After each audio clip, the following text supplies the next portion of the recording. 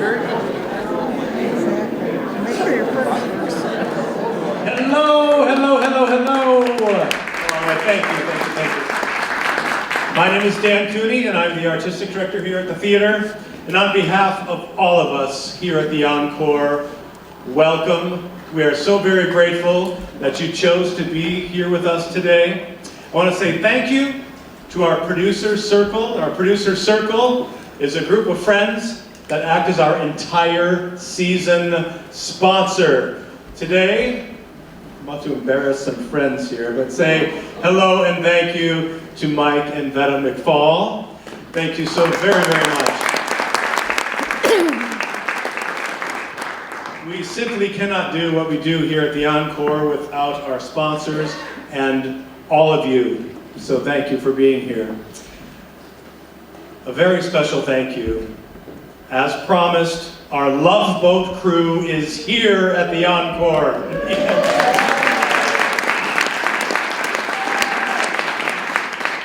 Very special thank you to Fred Grandy, to Ted Lange, and Jill Whelan for taking the time out of their busy schedules to join us here at the Encore and give us all this gorgeous play, I'm Not Rappaport. Unlike myself, they do not need the work. So we're very grateful that they chose to be here with us. It's our closing show. So we're so sad to see this one go. It's been an amazing experience having them, this entire cast and crew. Look at this gorgeous set. We have to tear this out later today. It's so sad. And thank you to our fearless captain of the ship, Vince Cardinal, for bringing us all together. Up next here at the Encore, yes. Up next, we have Rogers and Hammerstein's Oklahoma. Will you come back and see us? Yeah. All right, wonderful. Enjoy the show. Thank you so much for being here.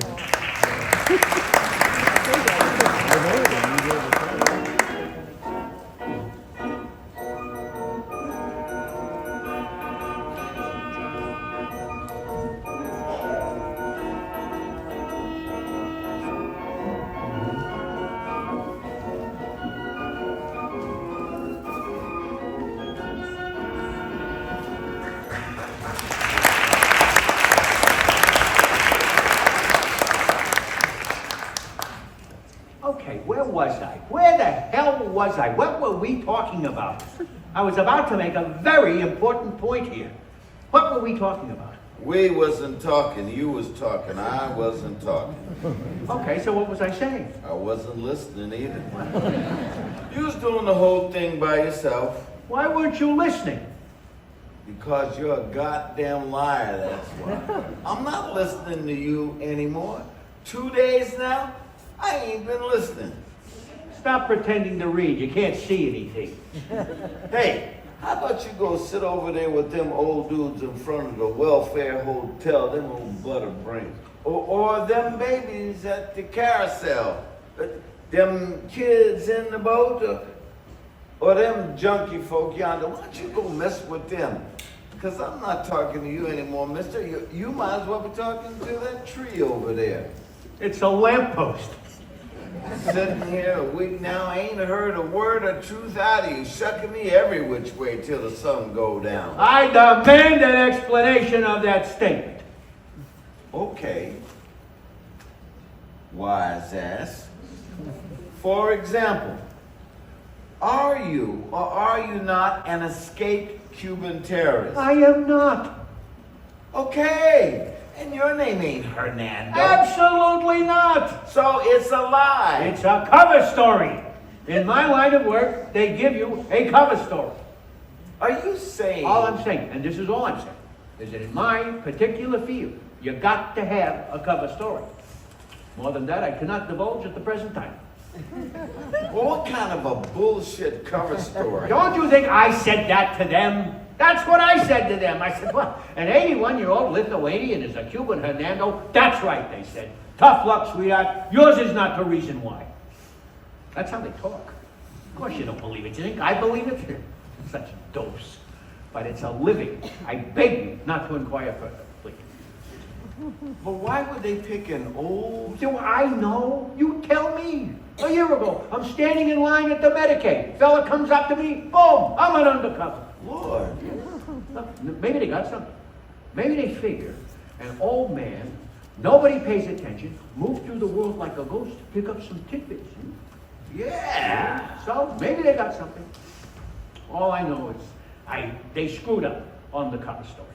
But all I know is 1,000 bingos is added to my Social Security check every month. Bingo. Yeah, bingos. Dollars.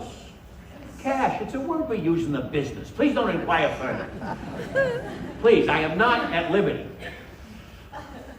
Okay, they also gave me a code name, Harry. Harry. Harry Schwartzman. What's your real name? Sam Schwartzman, can you believe it? Can you believe it? Some imaginative group up there, right? Some bunch of geniuses. What the hell? 1,000 bananas on your Social Security every month. You don't ask fancy questions. That's not. That's not. So, do you ever pick up any information for them? Are you kidding me? Sitting on a bench all day with a man who can't tell a tree from a lamppost? Not a shred. Fact is, I think what they got me in is what they call deep cover. See, they keep you in this deep cover for years, like 5, 10 years. They keep you there till you're just like this normal person in the neighborhood, and then boom, they pick you out for the big one. Yeah. Deep cover? I heard of that. Considering my age and general health, they're not too bright. All right, snack time. Here, tuna salad with lettuce and tomato on whole wheat toast. Take half. Well, thank you, Sam. Yeah. Thank you. Comes 3 o'clock, there is nothing like a nice fresh tuna salad sandwich. Gritty. Bullshit. Bullshit. You done it to me I again. did. You done it. I promised myself I wouldn't let you, and you done it to me again. Deep cover. Harry Schwartzman. Bingos. You done it again. That was nice. Nice long story, lasted a long time. That's it. That's it. What? No more conversing. Conversing is over now, mister.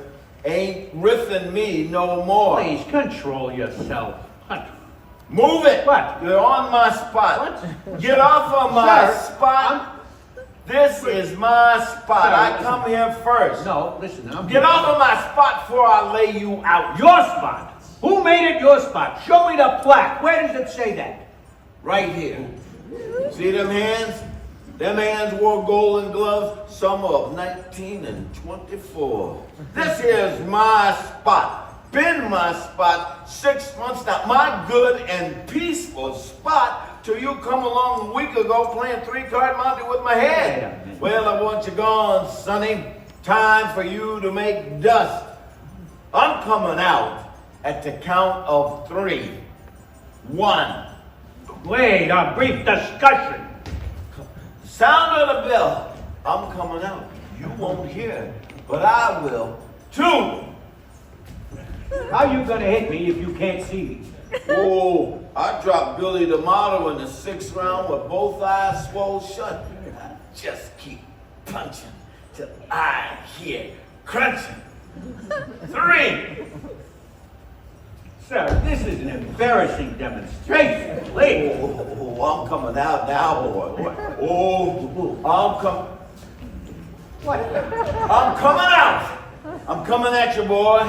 Coming at you. Sir, you have a depressing personality and a terrible attitude. Oh, prepare yourself, mister. Prepare yourself. Whoa! No, wait, here. No, I got you. No, here. No, listen. Stand. No. Slip. What are you doing? I'm trying to help you with this. Shit. Listen. Don't move. I know. Could be you broke something. I know. Shit. Never fall down. Never fall down. It's nothing. I fall down every morning. I get up, I have a cup of coffee, I fall down. It's a system. 2 years old, you stand up, and then boom, 70 years later, you fall down again. All right, now, first sign, can you lift your head?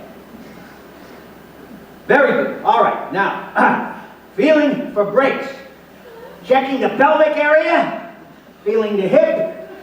If you like this, we're engaged. Don't worry, brakes is also nothing. Me, everybody breaks. I got a hip like a teacup twice last year. Just got rid of my walker. I was also dead once for a while. Yeah, 6 minutes. They were doing a bypass. Everything stops. They had to jump stop me like a Chevrolet. 6 minutes dead. The doctor said, you know what it was like? Boring.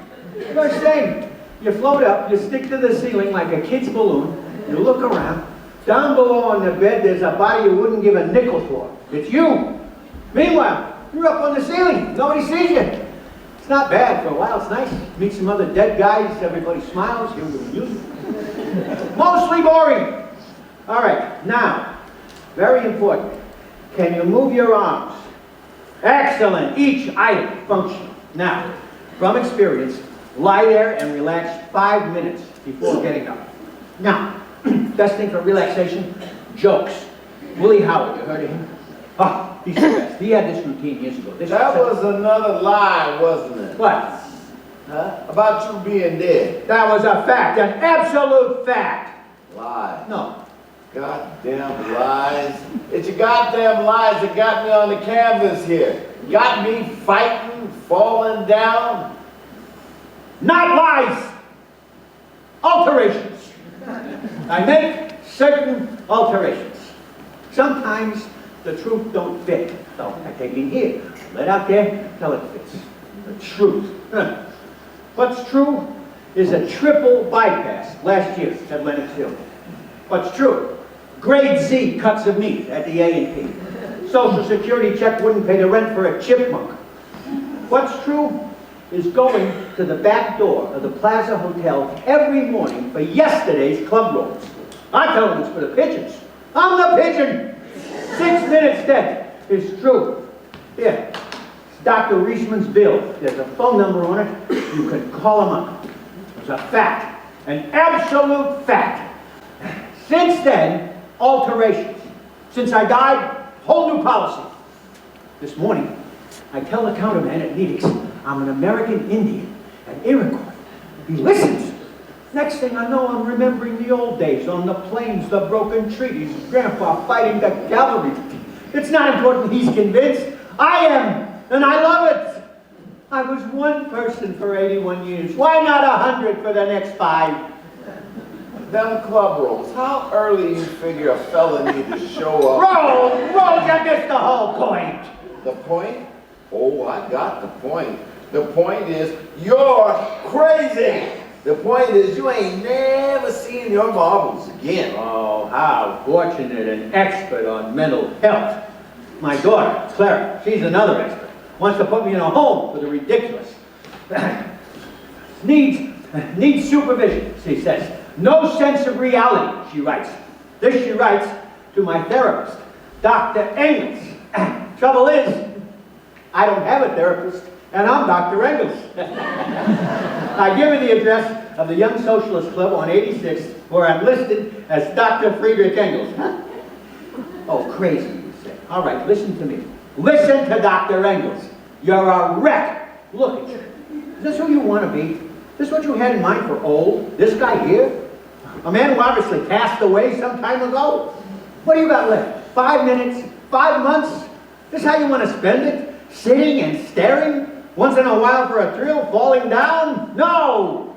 Wrong! You gotta shake things up, fella. You gotta make things happen. You telling me how to live? Yes. You telling me you are talking to a employed person, Mr. Midge Carter. You talking to Midge Carter, superintendent of 321 Central Park West. Run the place. Been running it 42 years, July. They got a furnace, been there as long as I have. An old Erie City special, 14-tonner. Known to kill a man, don't show he's boss. Buildings don't move without that bull. That bull don't move without me. Don't have to make up nobody to be when I am somebody. Shake things up. Don't shake nothing up. Now, how do you figure I keep my job 15 years past retirement? How do you figure I'm still a super there? I ain't mentioned a raise in 15 years, and they ain't neither. Oh, my. Moved to the night shift 3 years ago, out of the public eye. Daytime, a bunch of Arab supers, come and gone. Not Midge. A dozen spick dormant, dressed up like 5-star generals, come and gone. Not Midge. Mister, you looking at the wise old invisible man. No, I'm looking at a dead man. 15 years, no raise. That's a dead person. A ghost. You let him rob you. Rob me. Rob you. Rob me. Nobody robs me. I got a system. Now you see that boy come here every afternoon at 5 o'clock? That's Gilley. Give him $3 and nobody robs me. Huh? 10 blocks from here to my place. Walks me there. Protects me. From who? Him for one. Oh, 15 a week and he don't rob me. But nobody else neither. Now, that's what I call Social Security. Really good. Oh yeah, you keep chuckling, sugar, but ain't nobody dying in this neighborhood of old age. Job. I see what your job is. Groveling. You're a licensed groveler. Huh. Super at 321 still hasn't called. The only thing they got to call you is, hey, old man. What do you know? What does a ghost know? People see me. They see me. I make them see me. The night they rushed me to Lenox Hill for the bypass, as they carried me out on the stretcher, 6 tenants called the landlord to see if my apartment was available. Now, every day at dawn I ring their bells, all 6 of them. Door opens, I holler, "Good morning, Vulture. 4B is still unavailable." Then I hum the first 2 bars of the International, and I walk away. Old fool, crazy old fool, they can't see you. I want to look into your old face. They can hear you, but they can't see you. Shoot. Don't want to see your old face. I just help them out. Don't you get it, baby? Both of us ghosts. What? We old, not rich, and done the sin of leaving slow. Can't fight it, baby. You go with it. Or you break. Especially bones like we got. Traitor! Traitor in the ranks. It's people like you give all the bad name. Carter? It's your type. Carter! What? Carter! Ah, good. There you are, Carter. Miss Carter, here I am. Here, up here on the bridge. Danforth. Peter Danforth.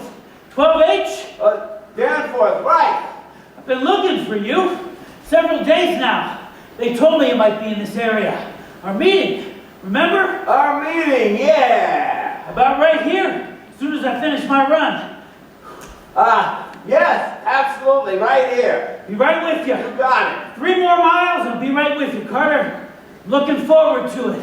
Our meeting, sure been on my schedule. Shit, the man, he found me. What man? What man? The man, I've been ducking him and he found me. What is this, Carter? Danforth, 12H, head of the tenants committee. See, the building's going co-op. And he says he got some reorganizing to do and he wants to see me private. Yes. Last fellow wanted to see me private was when they found my wife Daisy under the 79th Street crosstown. See, there's a rumor been going around the building that I'm kind of nearsighted. Nearsighted? Helen Keller was nearsighted. Got the place memorized, see, but a week ago I'm down in the basement. A lady from 2A sees me walk right smack into the elevator door. Mrs. Carston of 2A is standing in the laundry room watching me. So, I figured I'd fake her out. I'll do it again, like I was meaning to. Like as part of this plan, I got to walk into the elevator door. Dumb. No, it was a dumb move while I was doing it. I just keep smacking into that elevator door till she goes away and I'm shouting, I'll have this thing fixed in a jiffy for you, Mrs. Carston. Next thing I know, Danforth wants to see me private. Panicked on the ropes is what I done. That's what blew it for me in the rain, too. Cataracts in both eyes? Yeah. How many times removed? Left twice, the right once, but they come back. Oh, that's what they do. They're dependable. How bad's the glaucoma? Oh, drops and pills keep it down, except nighttime. Nighttime? No, nighttime, that's like trying to close your lid over a basketball. No lie. When did it start for you? Oh, It started for me 5 years back. Nothing on the sides. No peripheral vision. Doc says, 5 years back, so long peripheral vision. And then one morning I wake up and there's this spot in the middle. The spot. Dead pearly moon spot. The moon, exactly. And it gets to growing. Oh, yes. But then, thank the Lord, it stops. But now what you got is the pearly moon spot, no peripherals, and a ring between them that folks come in and out of. Exactly. It's like birds. You get color or black and white? Mostly blue. Blue shadows like. Weird thing is, all my dreams is still in full color. Sharp and clear. Like when I was young. And then I wake up and it's real life looks like a dream. Exactly. Same as me. Exactly. I hadn't thought about it until just this minute. Carter, we're connected. Why? Because we both got vision. Who needs sight when you're not vision? Connected, yes. Even with your cowardly personality and chicken shit attitude. I'm sure of it now. Our meeting with Danforth will go well, I am convinced. Our meeting? Yes, I have decided to handle this Danforth matter for you. Now don't worry, the exploiters, the landowners, the capitalist fat cats, I eat them for lunch. No, I didn't ask you. No. Don't thank me. I ask for nothing in return, only to see justice. Don't thank me. Thank Karl Marx. Thank Lenin. Thank Gorky. Thank Olson. Hey, don't need none of you guys. Mostly, thank Ben Gold. 1919, I joined the Communist Party and the human race. And I meet Ben Gold. Oh, he was the one. That was vision. Ben Gold, who organized the Furwinds and gave them a heart and a center and a voice. What a voice! You thought it was yours. I'm matching skids at Supreme First. He makes me assistant shop chairman. I'm by his side when we win. A 10% wage increase in the first 40-hour week in the city. We win. Bring him to me. Bring me this Danforth. Bring me this fascist four-flesher. Stand up, you victims of oppression. Oh, my God. All right, okay. Sure, the Soviet Union. Throw it up to me. Everybody does. They screwed up, Carter, all right? I admit it. I promise you, they lost me. Finished. I gave up on them. But I never gave up on the ideas. The triumph of the proletariat, the workers of democracy, the ideas are still fine and beautiful. They're better than the people that had them. Ben Gold, they hit him with the Taft-Hartley, fire goes out. But the voice goes on, and the conflict goes on like the turning of the stars, and we will crush this Danforth before supper time. Don't cling so hard to your possession. What? Are you done now? Yes. Are you finished talking? Okay. listen to me. Danforth comes. I don't want you speaking a word. Not one word. I don't even want you here. You open your face one time and I'm giving Gilley $10 to nail you permanent. You got that? Am I coming through clear? Too late. I have no choice. I am obligated. This conflict between me and Danforth is inevitable. I'm obligated to get you off your knees and into the sunlight. No, you ain't. I'm letting you out of that obligation. Okay, listen. Listen. I know exactly what I gotta say to him. See, they only gotta keep me till I get my Christmas tips. Just 3 more months till Christmas. Christmas compromises. How do you think we lost Poland? Danforth has no right. The man has no right to dismiss you before your time. Man, I'm 81. And at 5 o'clock, after we take care of him, we'll take care of this Gilley, this hoodlum, this one who walks you home. Together we'll teach that punk a lesson. Why, Lord? Why are you doing this to me? Lord, I ask you for help and you bring me some weird commie blind man. What Lord? Who is this Lord that you're talking to? Oh, boy, I see I got a lot of work to do here. Oh, the man. What? The man is What? here. All right. He's back. Calm down, calm down. No. The man right there. Listen, you gotta be quiet, please. No, don't worry about it. Don't worry. No. Look, it's not him anyway. It's definitely not him. It's a pretty girl. How do you know? Because of the glow. When I was young, all pretty girls had a glow. Now, what's left is the glow. That's how you can tell. Definitely a pretty girl. See? Even so, the man's coming. The man's gonna be here. Time for you to go. Calm down, Carter. You're hysterical. Hey, ain't you got an appointment someplace? Why don't you go tell somebody you're an Apache? All right. You can handle Danforth. I will permit it.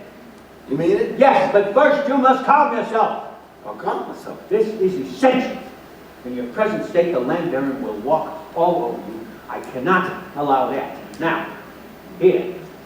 This should do the trick. Some government grass to relax you. Official, legal, dope from Uncle Sam. Doctor prescribes, government pays. 2 ounces a month for the glaucoma. Dilates the capillaries, relieves the pressure everywhere. Here, it's all rolled. Be my guest. Medicaid is paid. Better not. Makes me foolish sometimes. Ain't no time to get foolish. Not foolish. Happy. I promise you'll laugh at the 6 o'clock news. Even your children become amused. Here, calm yourself. Take a hit. Danforth is a piece of cake. 1 puff. The man is a Danish. If you promise to keep your mouth shut when the man comes, shut tight, I'll take a puff. Here, all rolled. Direct from the White House.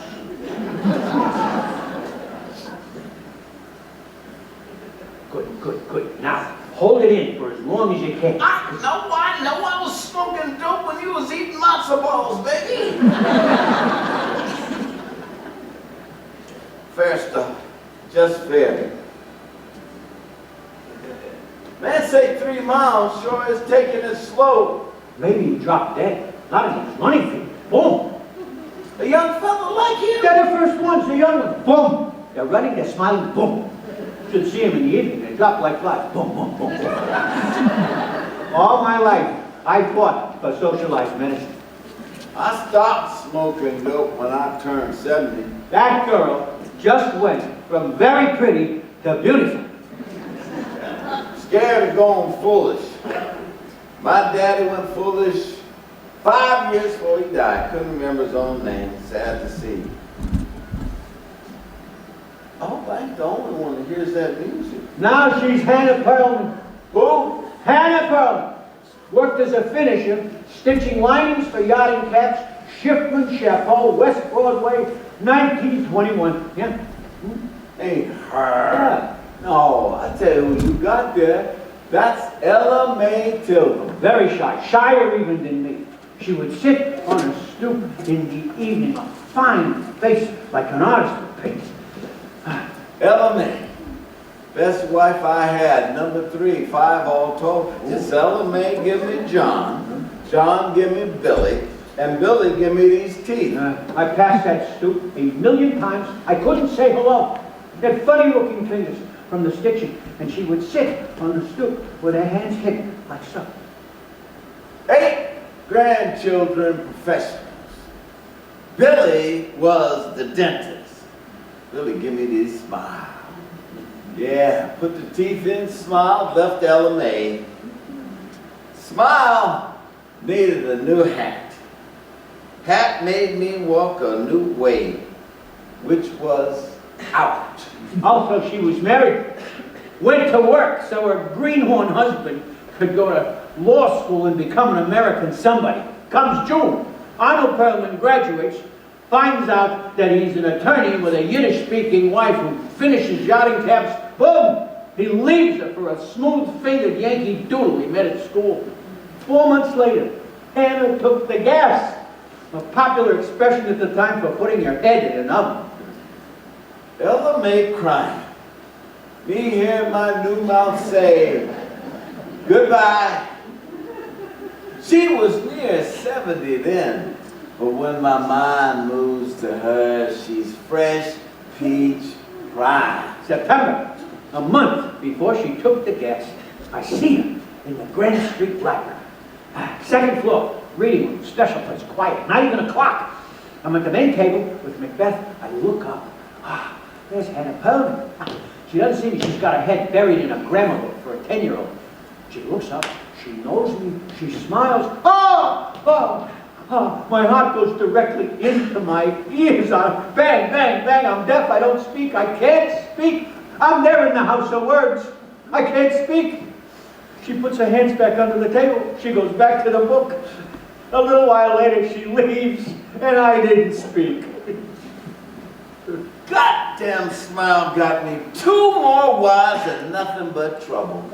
Damn these teeth. Damn my wandering way. I didn't speak. I didn't speak. You know, there's dope makes you laugh.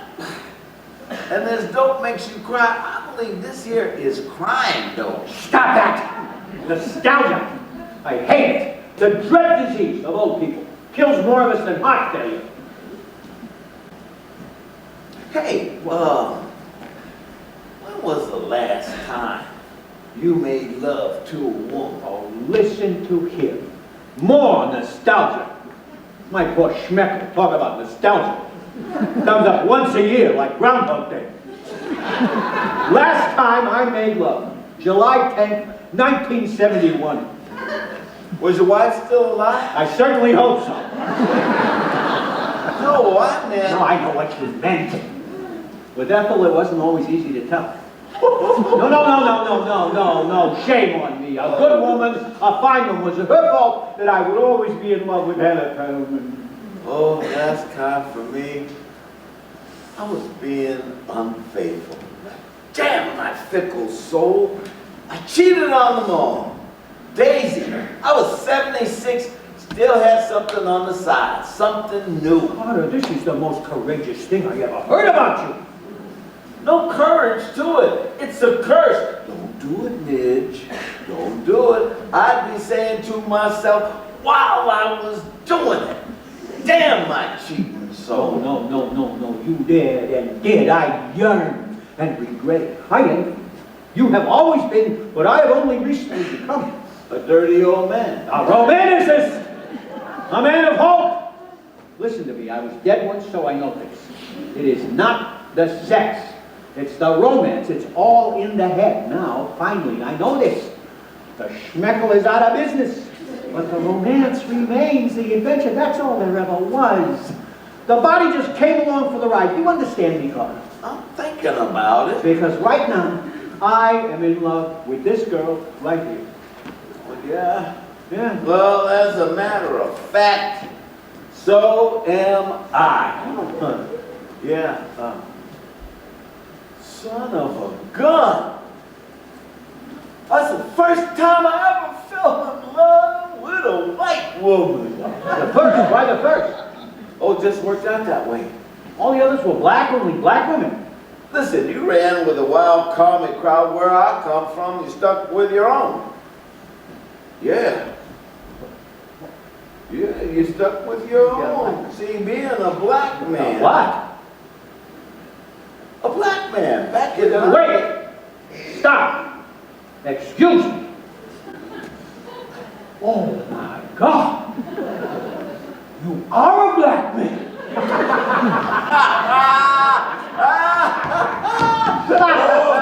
You never I hate you, Ghost. I hate you. You got me there. Oh, Lord have mercy. I love it, I love it. You got me there. I'm gonna drop dead right here. Wait a minute, Carl, wait. Isn't this funny? Yes, that's funny. Oh, my goodness gracious. Lord have mercy.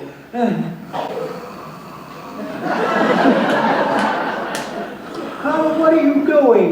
We were right in the middle of... how do you like that? One joint.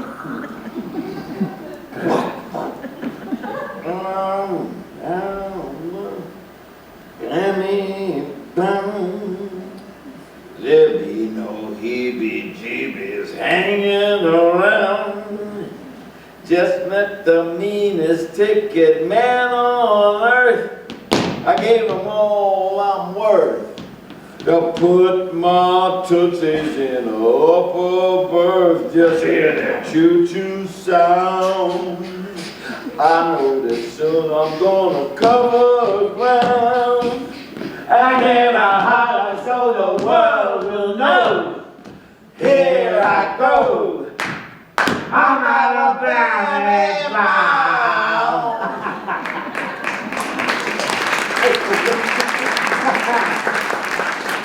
I believe that woman's crazy about it. Please, I know it when she first showed up. Hey, you got any more of that dope? No.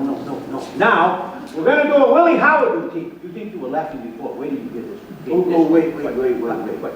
Before we do Willie Howard, let me do a Big Joe Turner song. You just said. That was a half hour ago. Really? Yeah. Okay, so Long, Goodbye Blues by Big Joe Turner, boss of the blues. Well now, so long, goodbye, baby. Soon I'll be on my way. That's why I'm saying, baby. All right, that was excellent. Now, Willie Howard. All right, now, got it. I'm Willie Howard. You are the straight man. Whatever I say to you, you say to me, I'm not Rappaport. You got it? Got it. Okay, picture we just met. Okay. Hello, Rappaport. I'm not Rappaport. Hi, Rappaport, what happened to you? You used to be a tall guy with a beard, and now you're a short guy without a beard. I'm not Rappaport. Hey, Rappaport, what happened to you? You used to be a guy who had all tall and fat, and now you're short and skinny. What happened to you, what? I'm not Rappaport. What happened, Rappaport? You used to dress up nice, now you got old dirty clothes. I'm not Rappaport. And you changed your name, too.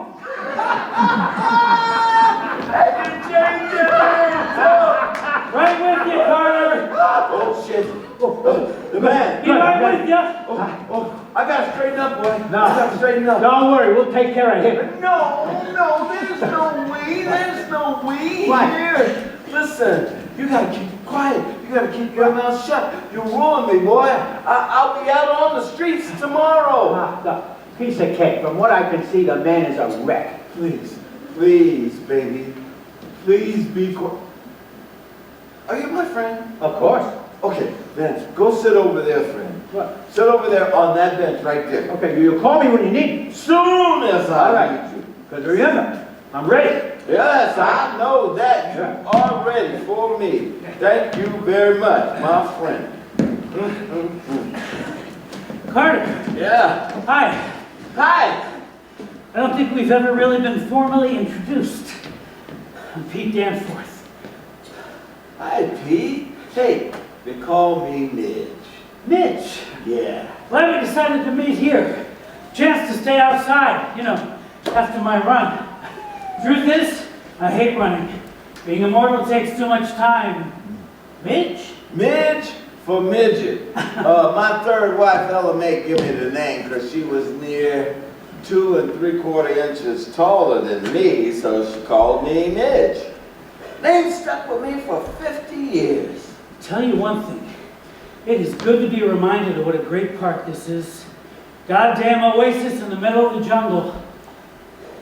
Next 2 wives was normal-sized women, so didn't make much sense. They stuck with me anyway. Luckily, my teaching schedule gives me 2 free afternoons this semester. Chance to really use this park. It's been years.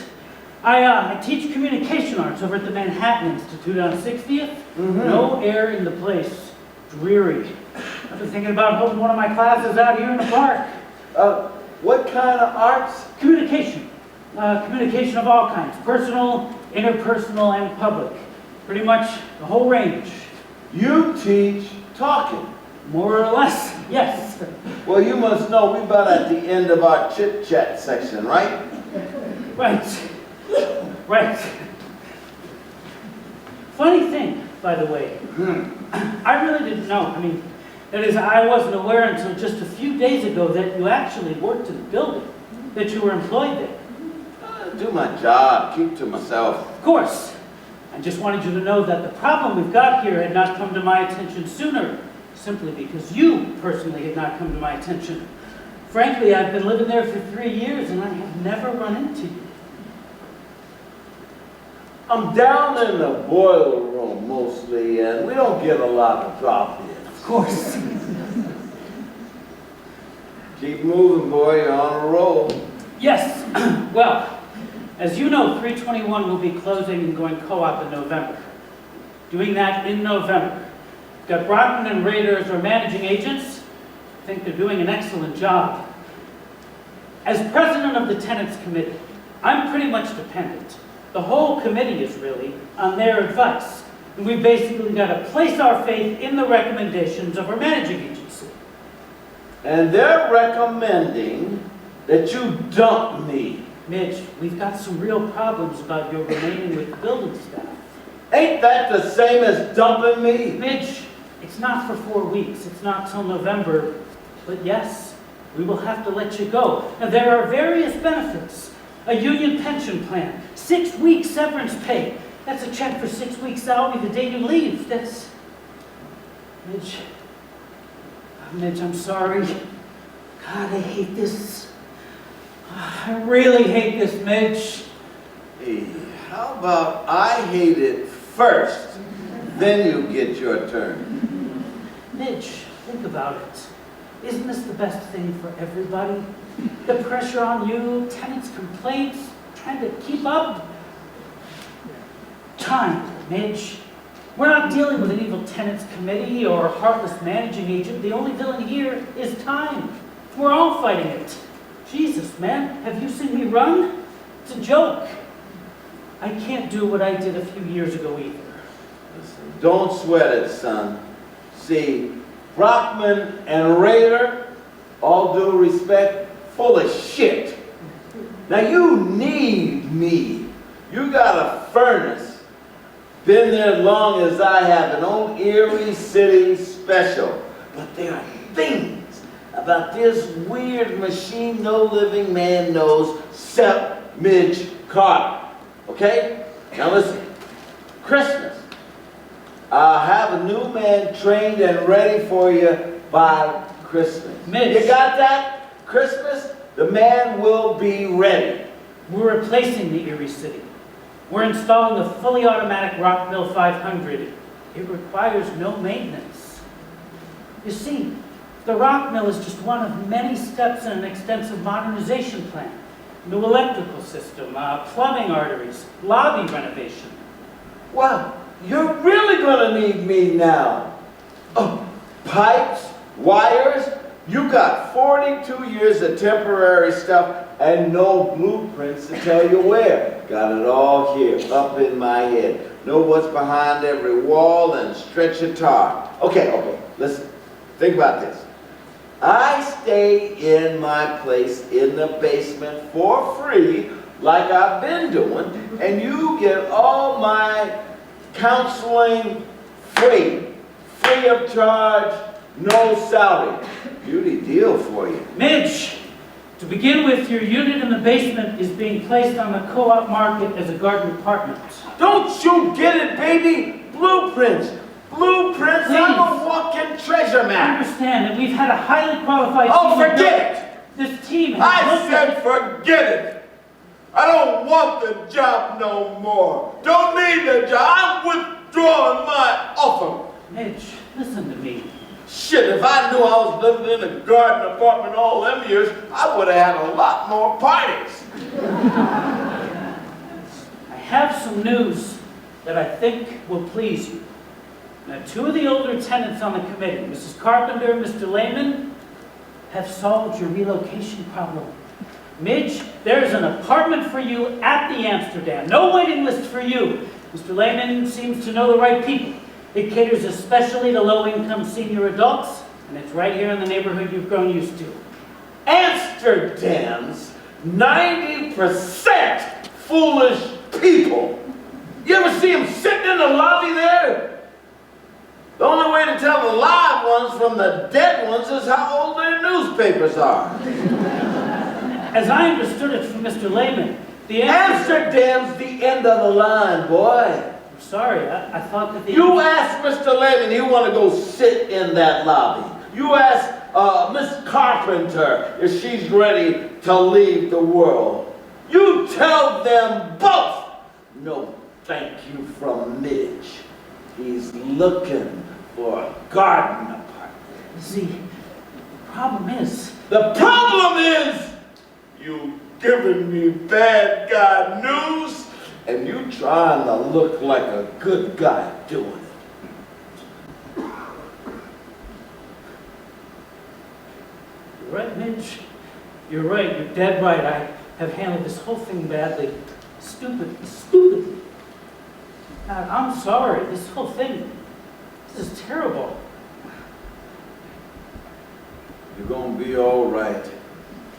Just keep rolling, boy, keep rolling. Damn it. I'll tell you what I can do. What I will do. I'm getting you 10 weeks severance, Midge. Forget 6. A check for 10 weeks salary the day you go. I'm going to hand it to you personally. And if the committee doesn't agree, the hell with them. I'll shove it through, that's all. It's the least I can do. 10 weeks severance. How does that sound to you?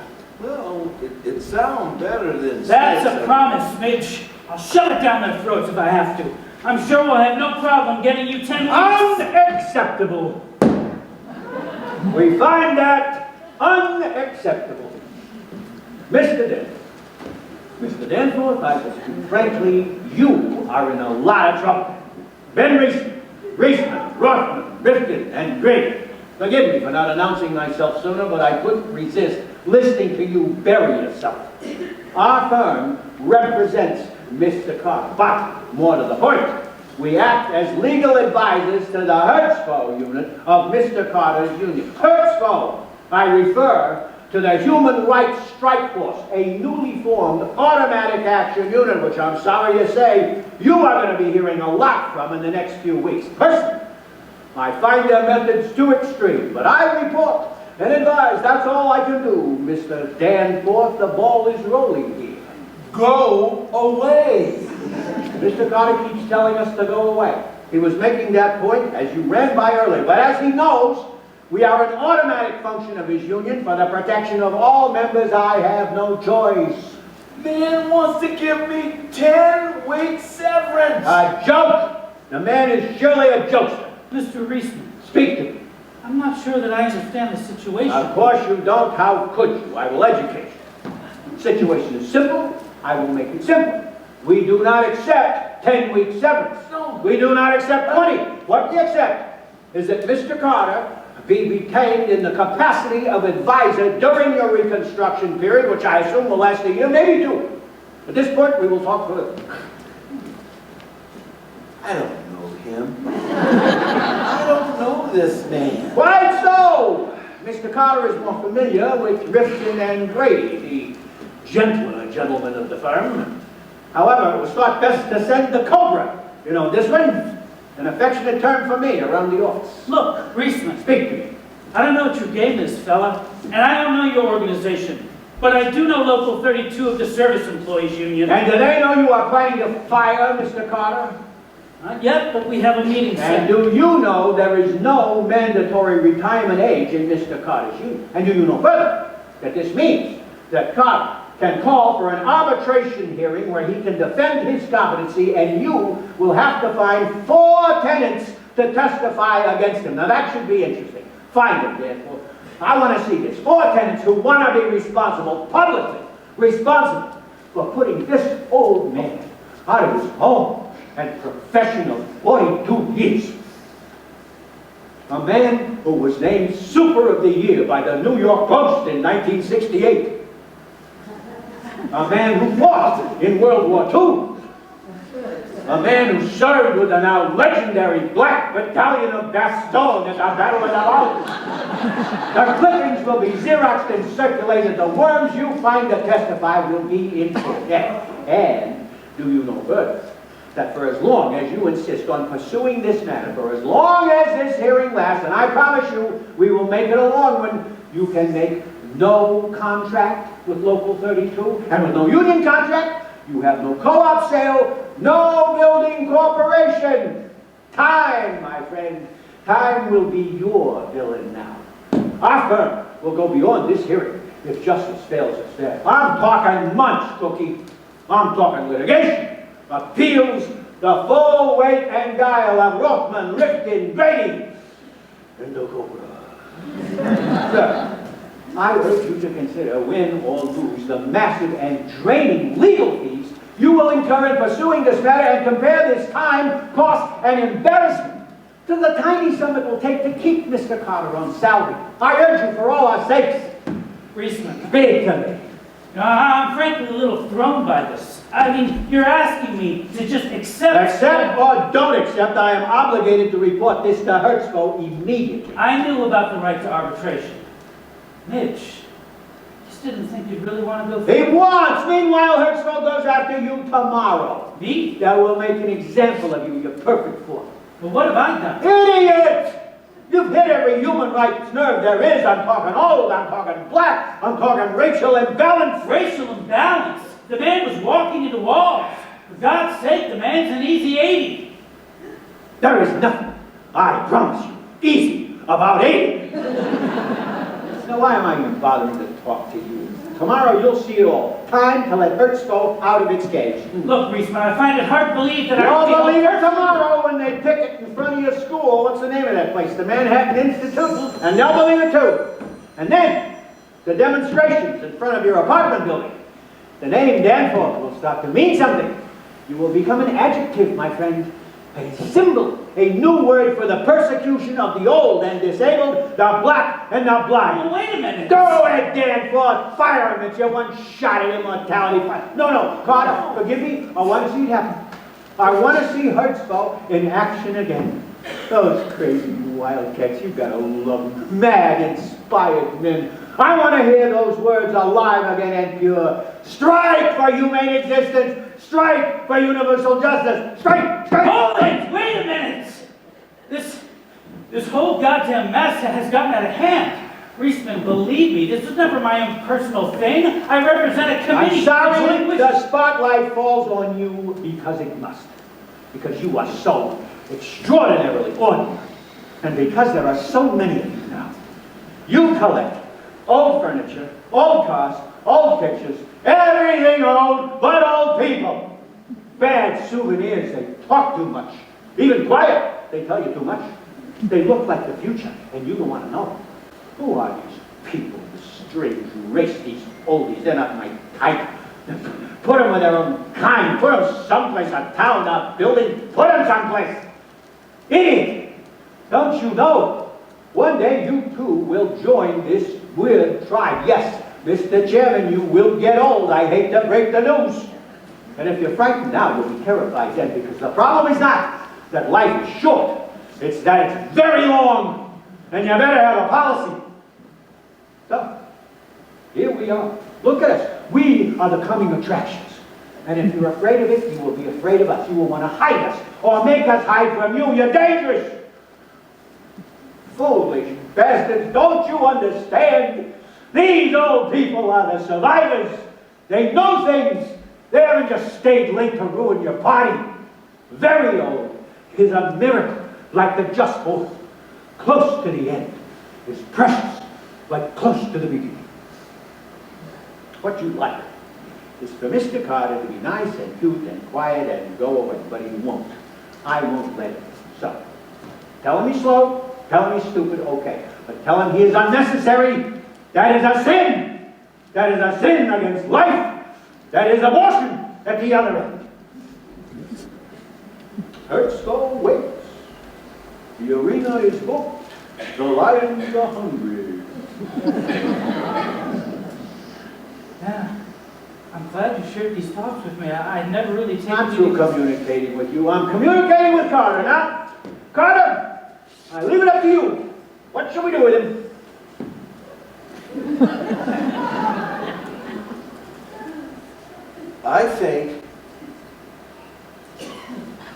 I think we should give him a break. Ben, I'm sure I can... Carter, what are you saying?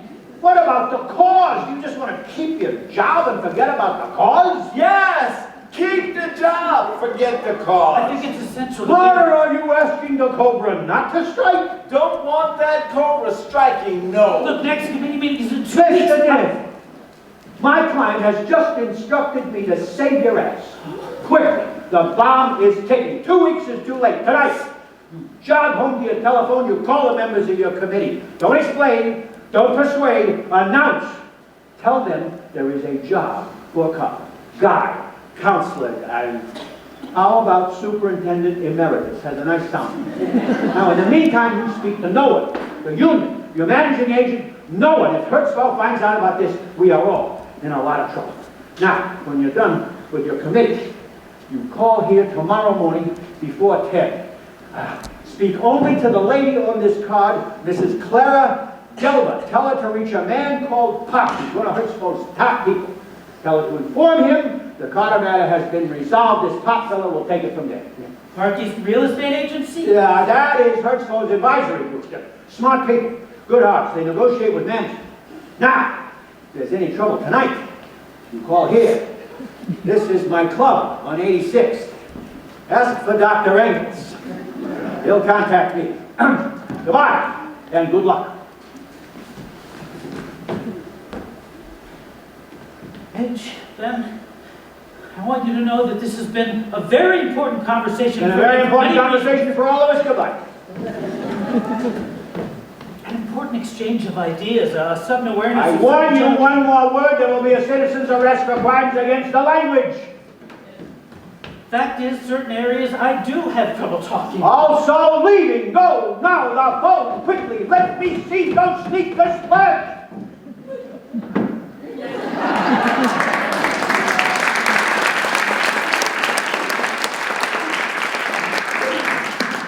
Never. We ain't never getting away with this. Truth is, I did always want to be a lawyer. But years ago, there were just so many choices. Black Battalion of Bastogne? We ain't never getting away with this. Gonna find out you ain't no lawyer and there ain't no Hertzfeld. You're better off than you were 20 minutes ago, right? You still have your job, don't you? In another week, another month, I will come up with a better plan, another idea. What's wrong with you? Why aren't you awed by this triumph? Why aren't you embracing it? I was playing that boy just right till you opened your mouth. Had him going for extra severance and everything. Finds out now, I lose it all. What did I do to deserve you, Reisman? I'm not Reisman. Reisman is the name of my pickpocket surgeon. Oh, okay, well then you're Schwartzman. No, Sam Schwartzman. not him either. Well, who are you, mister? If you're not Hernando and you're not Schwartzman and you're not Rappaport, who the hell are you? Just now, I was Ben Gold. I was Ben for a while. You use what you need for the occasion. An occasion arises, you use the suitable... Who's that? The girl is gone. There's no glow. Nobody. Oh, That's nobody. that's him. That's the punk, right? Not the punk, just some punk. Oh, that's our punk, isn't it? Not our punk, just my punk. Excuse me, I have something to discuss with him. Oh, no, hold on here now. You listen to me, Mr. No Name. You don't run your mouth on this kid. He'll finish you, then finish me, sure. Sit down. Now listen to me. These kids are crazy. They beat up on old folks just for exercise. You sass this boy, and he gonna stomp us good. And these folks here, while he's doing it, they're gonna keep score. Watch it like it's happening on the TV. Now listen, there's $3 on this toll bridge. And this toll is taking me home. Call it a day, boy. I'll see you around sometime. Who's that? Oh, that's a friend of mine. Where does he live? Oh, I don't know where he lives. He just come. Where you live? First, I'll tell you where I work. I work at the 19th Precinct. Danforth, Captain Pete Danforth, Special Projects. Where you live? Well, not far, but I'm on I'll the... walk you home, you know? No, son. not Cost you necessary. 3? No, son. Oh, please. cost you 4, but just went up to 4, you know? Saw this lady this morning, dog walker, you know? 5, 6 dogs at a time. Give me an idea. Walk you both home. Terrific idea, huh? Terrific idea, right? Right. Walk you both. 4 each. Oh, our deal was 4. Okay. Right. Okay, boys. Everybody walking. Convoy, moving out. Okay. Come on, mister. Move. Hey, that's everybody, right? Okay. Nice and slow. Moving out. Heading home, boys.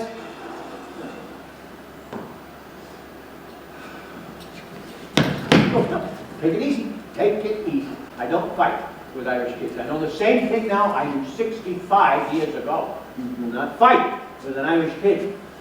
How do I know Irish? I hear it. I know the sounds. But more, I know the feeling. That's because 65 years ago, I was you. Irish kids, Russian, Italian, we all stole. Then, as now, the city lives by dollar. Everybody is on somebody's menu. Trouble is, you've got the wrong supper here. Me and Midge are noshing on your own. We live in the parks and the streets. We're dead if we stay home, just like you, Gilley. You're angry. You should be. So am I. But the problem, as always, is at the top. It's the big boys and the fat cats and the string pullers, the top. We're down here with you, kids. You, me, Midge, we got the same enemies. We got to stick together or we're finished. It's the only chance we've got. 5. Went up to 5. Your mouth cost you $1. Okay, that's 5 in advance, you know? I can't do that. I won't do that. Now, Gilley, please, listen. I've got $22. I will gladly share it with you. Great, Not give like me the this. 22. Your mouth, I'm telling you, it's costing, you I am know. very disappointed in you, son. Give him the money, mister. I can't do that. That's irresponsible. I have limited funds. I can't do that.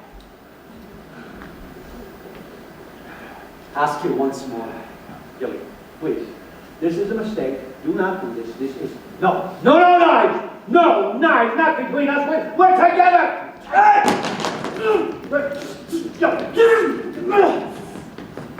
Oh, God. Oh. Hey, tell your friend the rules. You better tell your friend the rules, man. Mister, are you all right? Help! Over here. We see what we got here.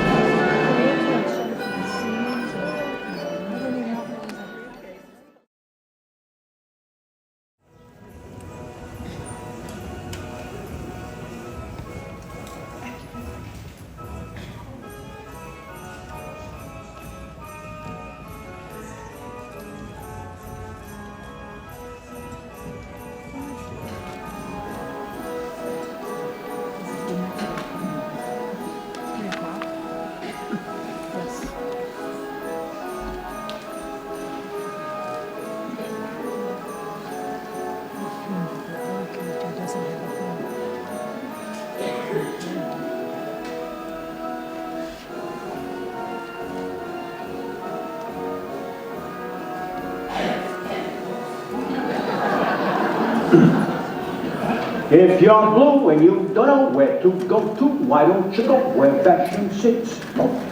Putting on the Ritz, fancy types who wear a day coat, pants with stripes and cutaway coats, perfect fit. Putting on the Ritz, dressed up like $1 million trooper, trying hard to look like Gary Cooper. Super duper.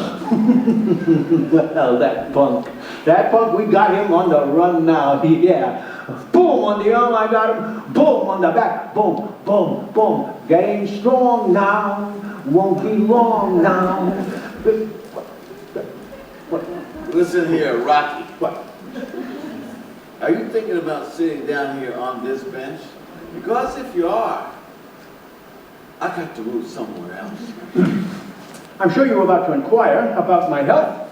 Only a slight sprain, no breaks, no dislocations. I am an expert at falling down. I got a gift for it. And the emergency room at Roosevelt was only $20. Not a bad price for keeping the bandit at bay. Are you moving or am I moving? Answer me. I guarantee you he will not return today. He wants the easy money. He don't want trouble. Okay. Leaving now. And if by some odd chance he does return today, then I feel we were close to an understanding. We must realize, you and I, that this kid, like us, is caught in the same dog-eat-dog trap. Well, I'm going to be leaving you two dogs to talk it over. Going away now. Wait a minute, Clara, where you going? Come on. Listen. I can't see your face too good.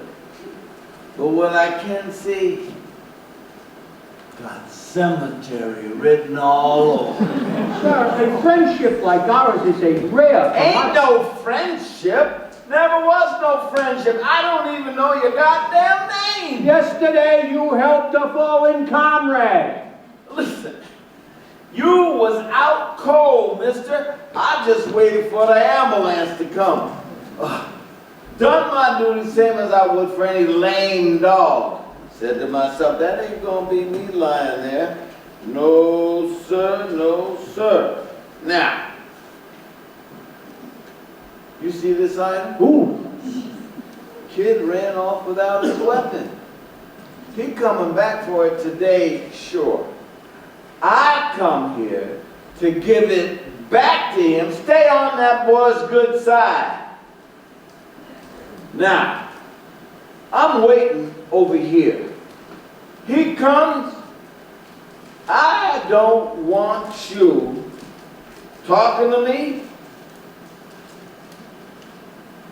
looking at me, or contacting me any way whatsoever. I don't want him to know that you and I are associated at all. So, the Cossack leaves his sword and you return it. You bet.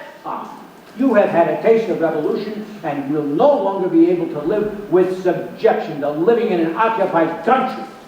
Watch me. No. You must not pay this punk for your existence to live in your own land. Nap time. You are talking to nobody. Exactly. Nobody. Surrender to the oppressors and you are nobody. Oh, sure, sleep. Sleep now, just like any bum in the park. Excuse me. A groveler. Excuse A me. napper and a groveler. I'm sorry I even wasted my time with you. I can't interrupt you when you're driving. It's crazy. Oh my God, Dad. Don't worry, everything's fine. Everything is fine now. No, a spray, please. Dad, what happened? Why didn't you call me? Another fight, right? You got into another fight, didn't you? What fights? I don't fight. What about 4 weeks ago when you attacked that poor butcher at Christini's? What was that? I didn't attack the butcher. I attacked the meat. It was because of the prices. Well, you shoved all of the meat off of the display counter with your cane. It was a demonstration. There were 30 people in the store. I was trying to rally them. The meat shoving was an illustration. Well, the meat hit the butcher and you threw out your hip also. The chances of starting a commune on 72nd and Broadway are very slim. What happened this time, Dad? Well, a young boy, disadvantaged, confused, a victim of society. A mugger. You fought with a mugger. Well, of course. It was the next step. My God. We were talking, we reached an impasse. That is it. No more. I cannot let this happen anymore.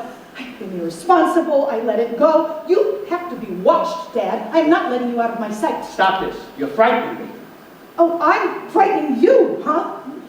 I live in terror. The phone will ring, the police, the hospital. God, it was quiet for a month, and I should have known. And then this morning, this guy Danforth calls, and I know you're on the loose again. Oh, good, he called. Yes, he called, all right. He called. Tell Hertzfo that the Carter matter is settled. Yes. I reached the committee. Reisman said to call. Jesus, Hertzfo again. Hertzfo is on the march again. I take it you're Reisman. That was yesterday.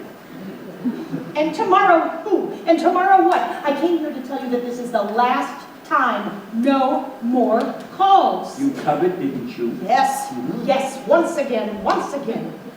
Christ, in the last 12 months, I have been the headquarters for the 8th Congressional District, CBS News, the Institute for Freudian Studies, and the United Consumers Protection Agency. Ah, yes. Look,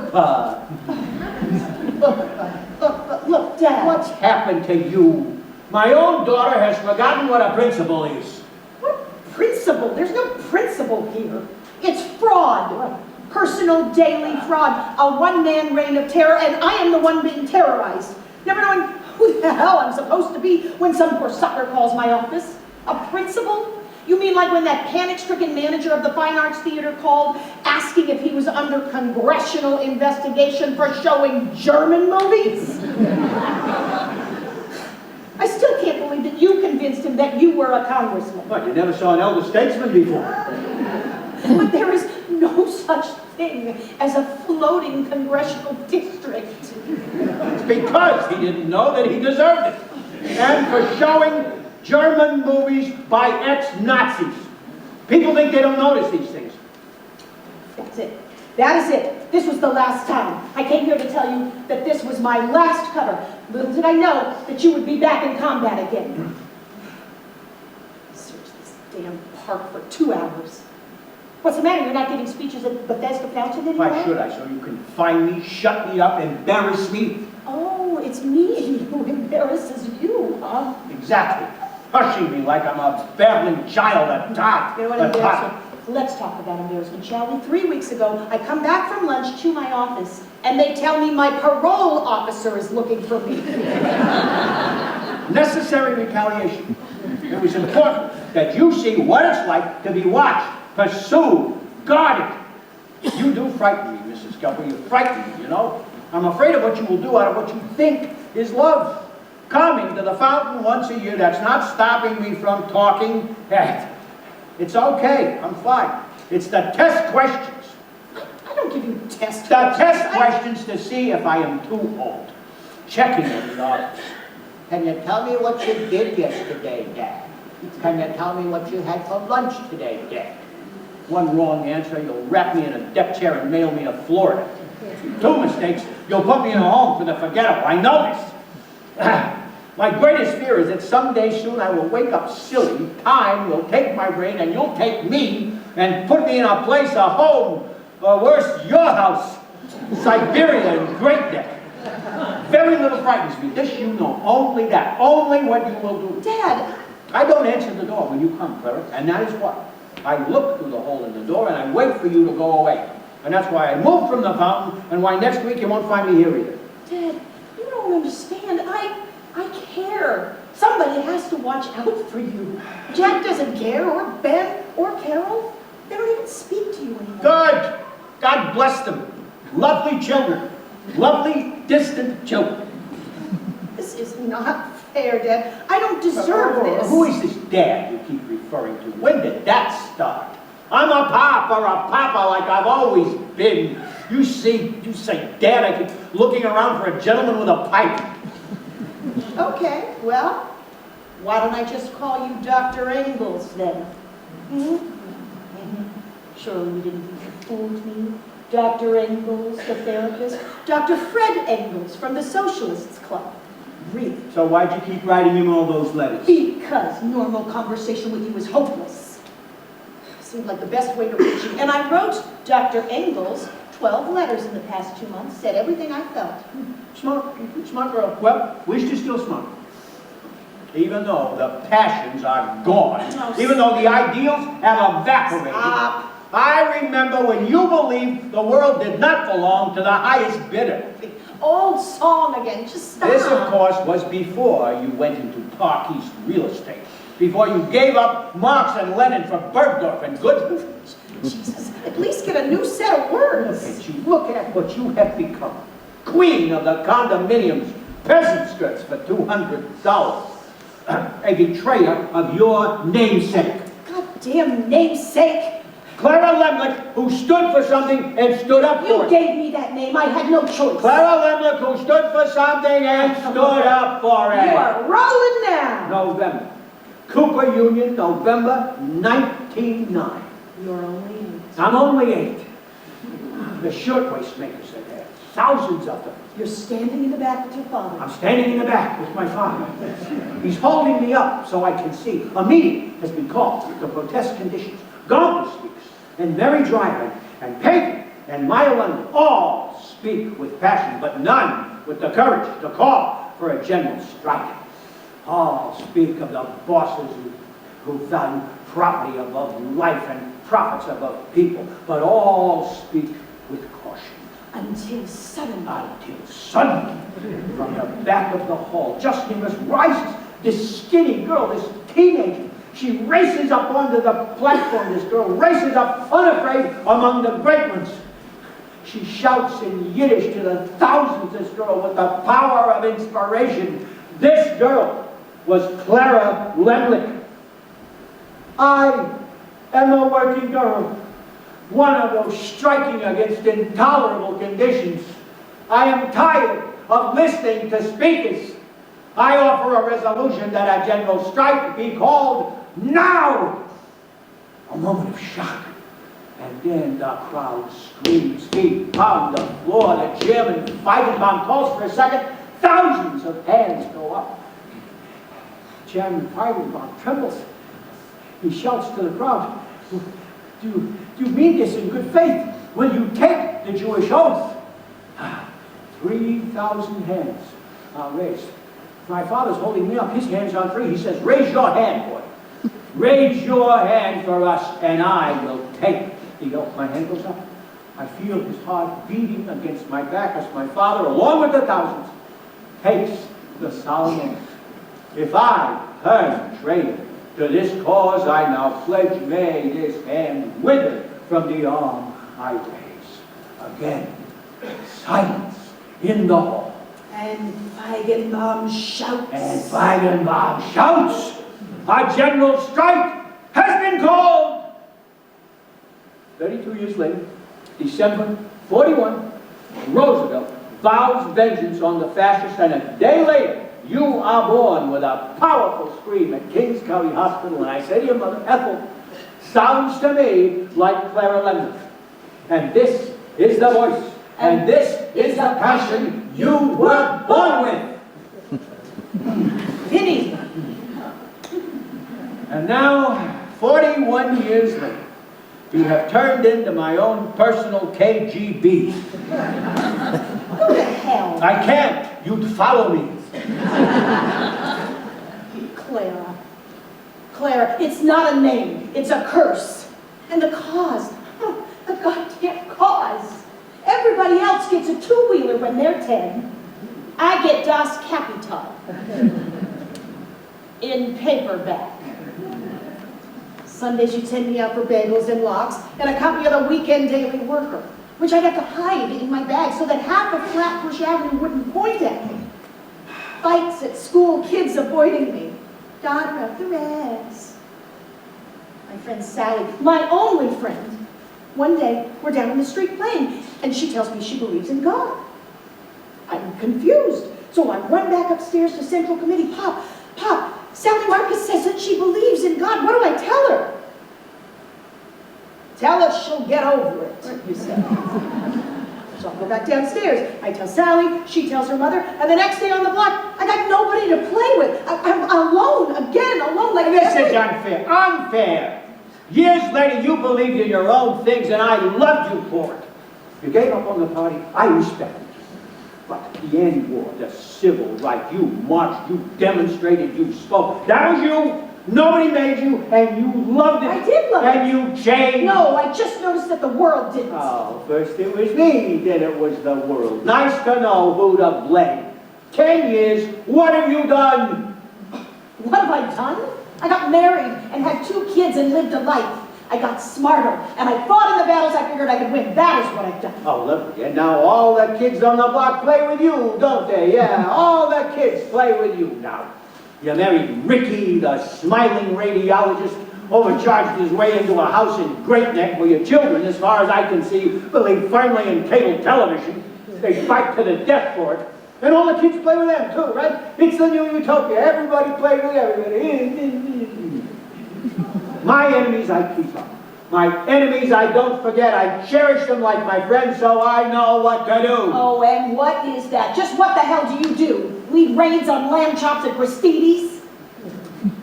It's all so easy for you. I'm almost envious. You always know what side to be on because you fight old wars. Old wars. Well, the battle is over, comrade. Didn't you notice? Nothing has happened. Nothing has changed. And your masses, have you checked on your beloved masses lately? They don't give a crap. Are you listening to me? Hey, are you listening to me? I have received your invitation to the revolution and I said my regrets, I am busy. I've given up on the 20th century in favor of getting through the week. I've decided to feel things where I can get to feel something back.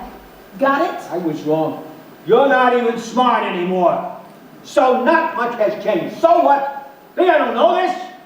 The proper response to outrages is still to be outraged. Now forgive me, Father, I am no longer on the barricades. I haven't been arrested in 10 years. I am obviously worthless. If you were talking to me in jail right now, you'd be overjoyed. Not overjoyed. Please me. Christ. I was the only kid at the Columbia riots whose father shows up to coach. There you are, standing on the steps of the administration building, shouting at the cops, pointing at me, saying, "Hey, Cossacks, look at this one. You can't stop her. 4 of you. It'll take 4 of you to get her in that wagon." It took 6. My father, my riot manager. God, I still can't believe it. One night in the slammer, I come out and there you are. Champagne. You have champagne. It was a graduation. What parent doesn't show up for a graduation? Why the hell am I laughing? Because it's funny. Jesus, what am I going to do with you? Hello, Rappaport. Hello, Rappaport. Oh, I'm not playing. Oh, come on, we'll do the don't slap me on the back. You remember. I don't. Hello, Rappaport. Stop. Hello, Rappaport. How's the family?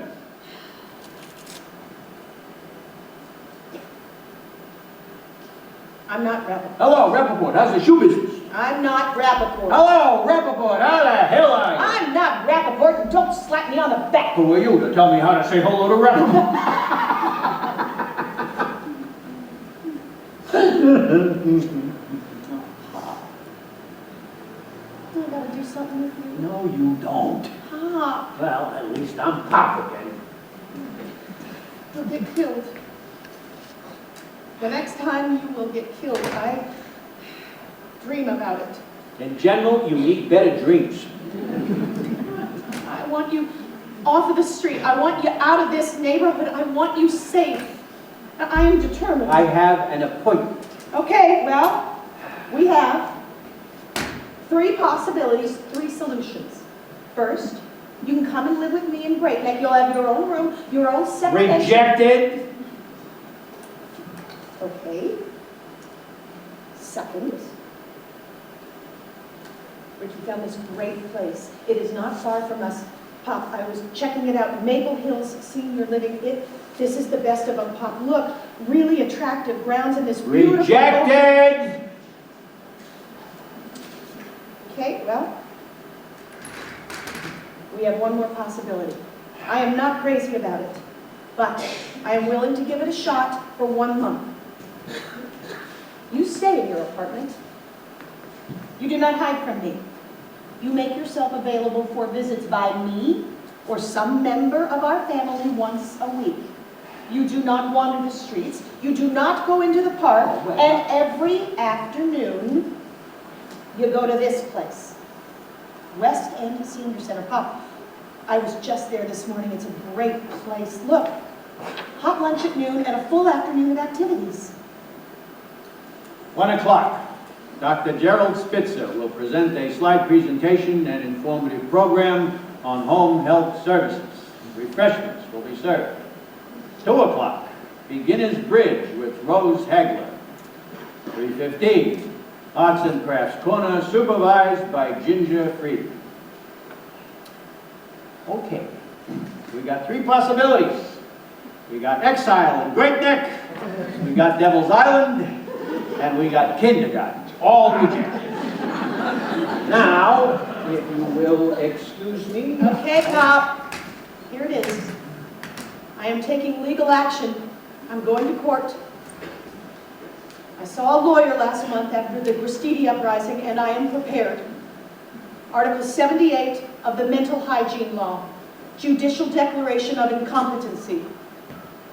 I'll have Ricky and I signed on as your custodians, and according to the lawyer, we have more than enough evidence to prove that you are no longer physically or mentally able to take care of yourself or your affairs. Not to mention a proven history of harassment, impersonation, and assault. Look at these bandages, and you can hardly see, and with this walker, you are a sitting duck. I don't want to see you hurt. I don't want to see you killed. Please, do not force me to take you to court, because if you fight me, you will lose. And if you run away, I will find you. I am prepared to let you hate me for this.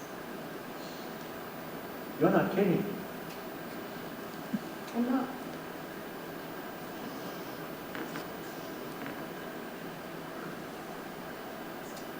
Clara, I gotta tell you something. I put it in my papers. It was a letter for you when I died, so you would have known then.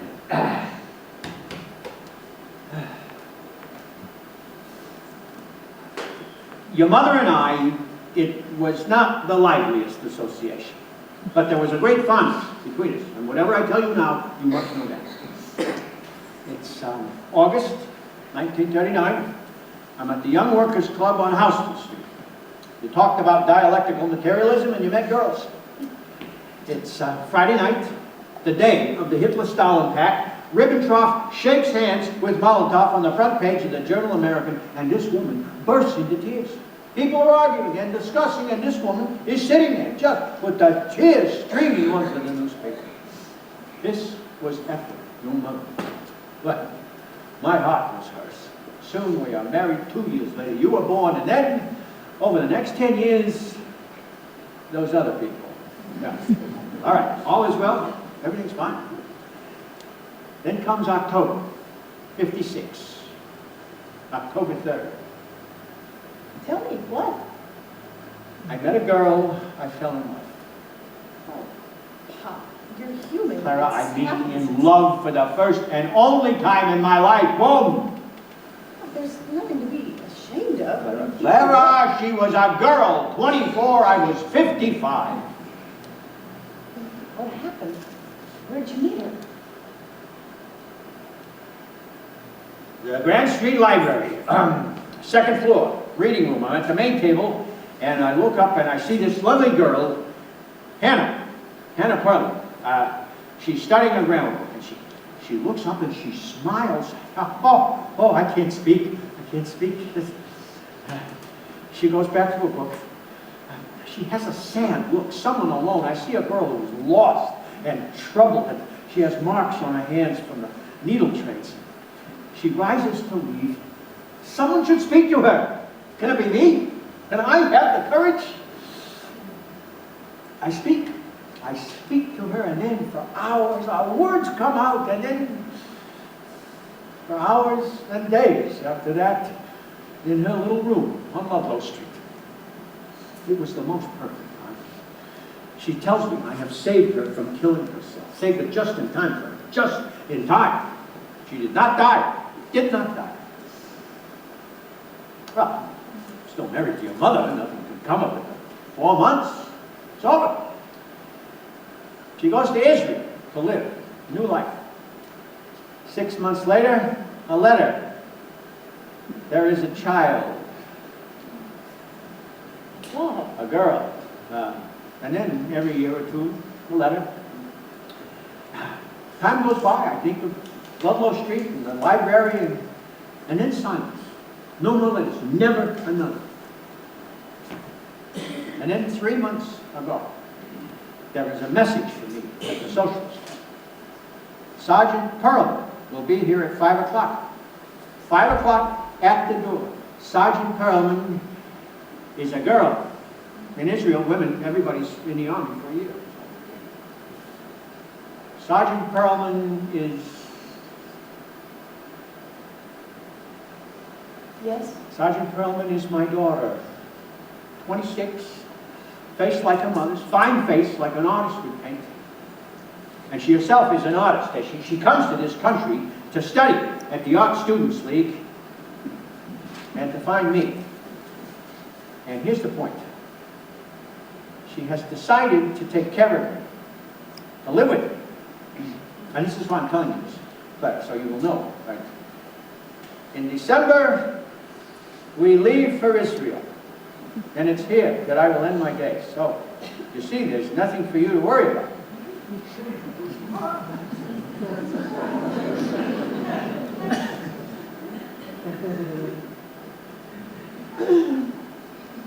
This is a lot.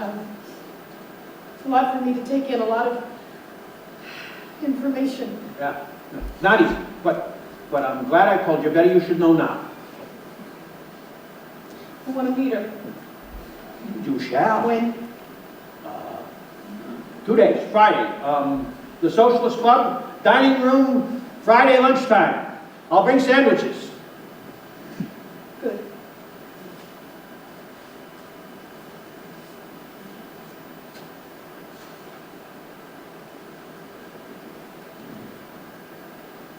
So,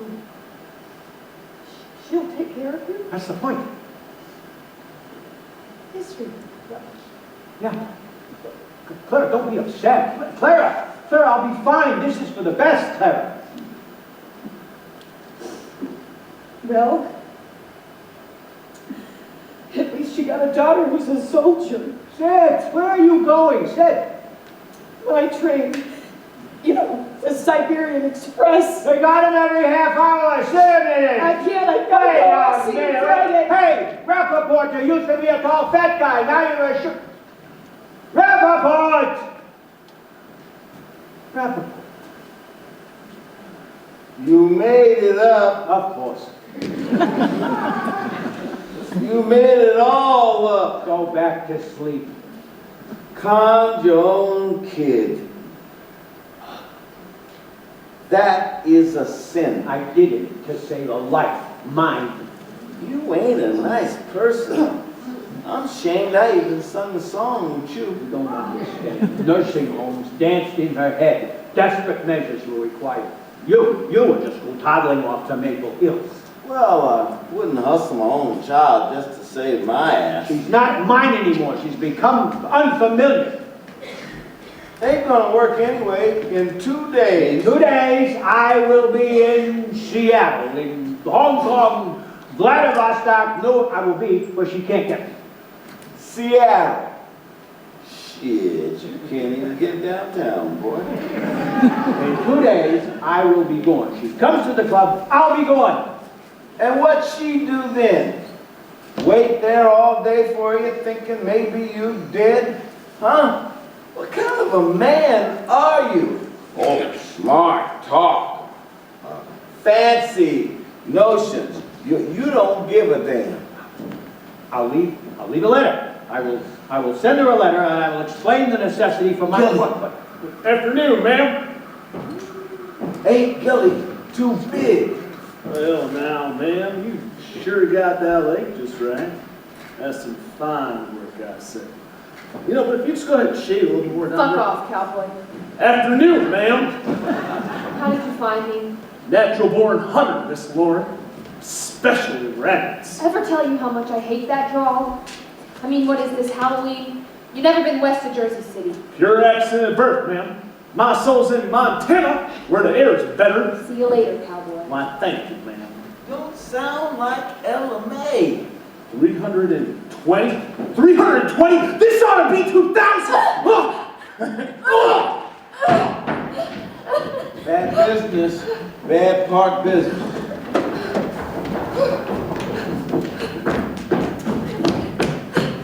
See the rabbit run. You dirty little rabbit. I live in a bad city. What's happening to this city? A city full of dirty rabbits and a park full of junkies. Unreliable, dishonorable junkies. That's all I could come up with right now. You kept your nose filled and your head happy for a year and a half, and look what you do. Look what you do! I'm sorry, right now, that's just all I could say.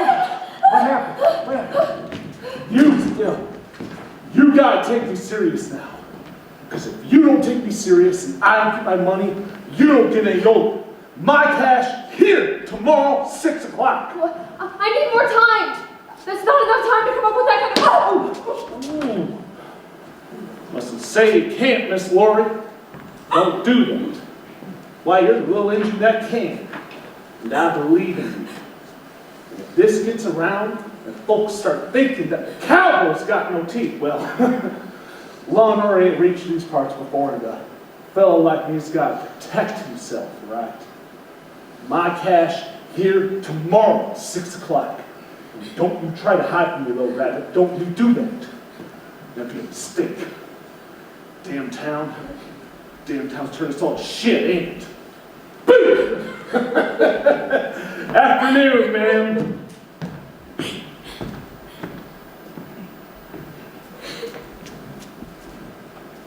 You okay, lady? Great. Just great. Fellas? What are you doing, fellas? Here, take this. Thank you. That fella, he a dealer or a shark? A dealer. But he gave me credit. Can you get the money? Well, what I heard, you gotta get out of town fast and far. I'm just getting it together. Straighten it out, mister. I started art school, see? I started art school. Child, out of town fast and far. These guys who don't just get away, you know? They got branch offices. They got chain stores. She's right. Other measures are called for. Tell me, miss, 2 days from now, Friday, what are you doing for lunch on Friday? Friday? Jesus, at this point, it looks like I'll be in the hospital. Or dead, maybe. No. Or dead. No. You will not be in the hospital. I promise you. And you will not die. You will not die.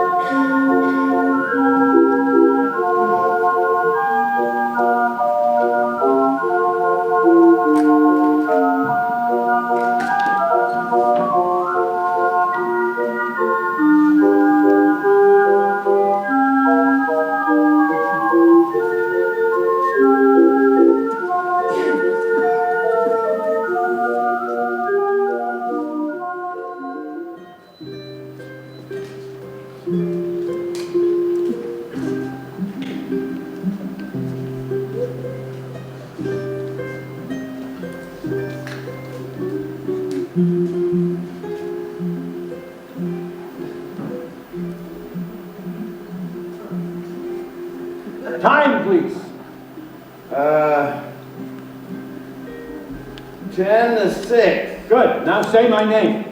Oh, no, don't worry, I got it. Say my name. Donato. The whole name. Anthony Donato. Better known as.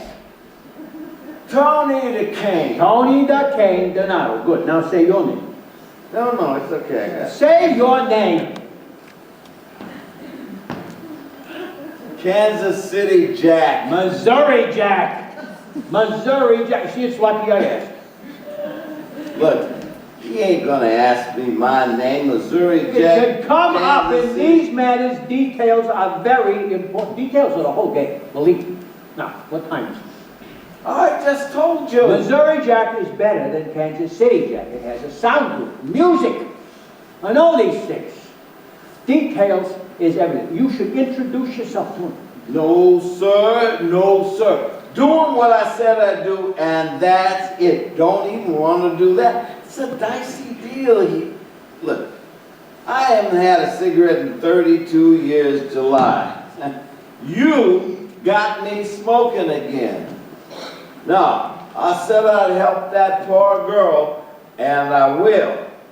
But I ain't staying there 1 second longer than I have to. You a time bomb, mister. I hear you ticking. I asked you to look at the record, sir. I asked you to look at the harm that I have done you. Gilley did not return yesterday, as I predicted, and he did not come back today. So no more payoffs, right? Yes, that's true. And your job. Has anyone there mentioned firing you since I dealt with Danforth? Still have your home? Yes, I still got my And place. today, a few minutes of your time to help the victim of Gene Autry. Woman requires our aid. He comes here. You go to him. You say, excuse me, my boss wants to see you. You send him over to me and you're done. Finished. That's right. Then I split, go home, and hear about it on the TV. Still don't know why you need me to- Details. It gives him the feeling I got an organization, a staff. It fills in the picture. Details are crucial. I know my business. Now, tell me, no. It's here, on the button.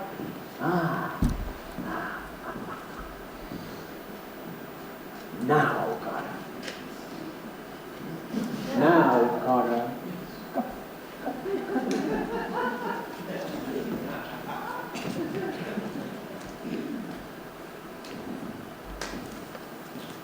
Excuse me, my boss wants to see you. Excuse me, mister. My boss over there, he wants to see you. You talking to me, partner? Yeah, my boss, he would like to see you. Your boss? Yeah, I'm on the staff. Who the hell are you? Me? I'm nobody. I'm on the staff. What do you want with me then? Well, Corey.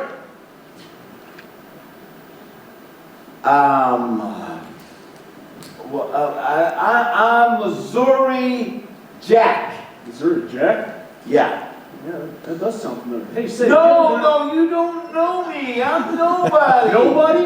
Yes, nobody. I'm on the staff. He over there, he's somebody, and he wants to see you. I'm busy. Well, he is the boss. Donato. Tony Donato. That's great! I'm busy! Oh, okay. Nice talking to you. I'll see you later. Pleasure talking to you. Nice meeting you. Whoa. Oh. Hey, you, Tom Mix, Roy Rogers, over here. What do you want? I want not to shout. Over here. Laurie Douglas, $2,000. What? You know the sum. You know the name. Here, sit.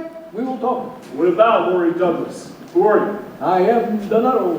Look, if that junkie bimbo thinks that she can go ahead. That junkie bimbo is my daughter. She got a father, huh? I thought things like her just sort of No, accumulate. not that kind of father, another kind of father. I have many daughters, many sons. In my family there are many children. I am Donato. Never heard of you. Well, at your level, probably not. A lot of you new boys, you don't know. I will fill you in. My people, we work out of Phoenix. Take our commands from Nazaro, Los Angeles, Capecchi, New Orleans. Capecchi, New Orleans. Jack, you don't know Capecchi. Capecchi. Years ago, he gives Jack and me our names. I speak of the old days now, the good days. He calls Jack and me the travel agents. This is because we arrange for trips to the place of no return. You understand? Let's get to it, pal. There's some bucks owed to me. Please don't do that. It upsets me. Now, sit. We will talk about your problem now. The girl, Laurie. I am not pleased with her. A $2,000 marker for drugs. She brings shame on my house. She tells me she is slapped, threatened. This does not please me, Cowboy. It is not for you to deal with her. She is of my family. You forget the girl, Cowboy. Forget the girl, or you yourself will wind up as a memory. Are you trying to tell me that two old guys like you? No, of course not. We don't touch people like you. We have people who touch people like you. I pick up a phone, you disappear. I make a call, they find you floating. Yes, we are old now, the travel agents. Many years since we do our own work. 54, our last active year. How many floating, Jack? He don't remember. Don't like the sound of this, Hoss. Something doesn't ring right in the ear. You don't understand, Missouri and me. We fly here personally last night from Phoenix to speak to you. Well, if you just came in from Phoenix, then what were you doing here yesterday? Yesterday I wasn't here yesterday. Yeah, and the day before that. I seen you here 2 days on. You are mistaken. Yeah, you had this with me yesterday. No, I got an antenna. Picks up all channels, Dad. Helps me not wake up dead. I advise you to call your people and check the name. Game's over. Stop it. Call them now. Please don't continue this. No. I'm getting depressed. You're making a serious mistake. A very serious. Please don't do this. I hate being played foolish. Hate. First she cons me, and then she gets two old creeps to front for her. Don't like it. City's gone rotten. Shills like you. This Big Apple's just rotting away. Oh, and this is hurting me. It's making me feel bad. Who are you, mister, huh? What's the deal here? Where is she? A note was left with my attorney this morning. If I do not return by 7, they will send people. Here, this is his card. Yeah, you're out of Ace's friend. Where's she hiding? Where's she at? I am not at liberty to divulge this To information. run a street business? Looking bad on the street? Oh, this girl's making me look like shit on the street. Stop folks laughing at me.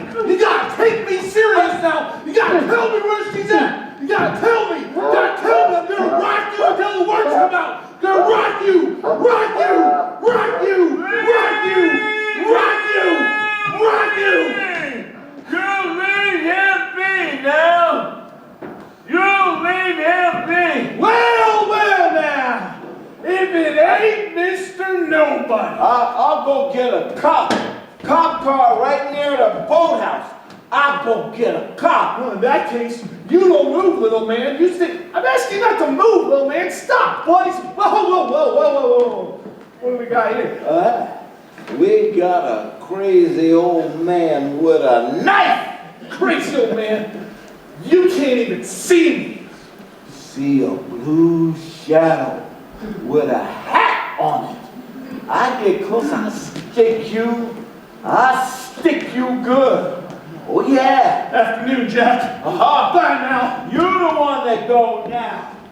You the one that lay. Oh, Carter, get away. Get away, Carter. Don't. This is my spot. I'll come here first. I'll peel you like a apple. Ha! Cowboy salad coming up, Lord.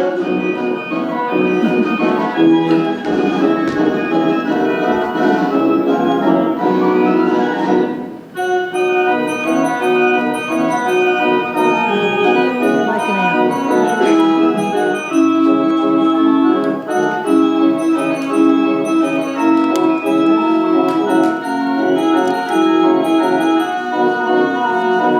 Did you have the light to see that?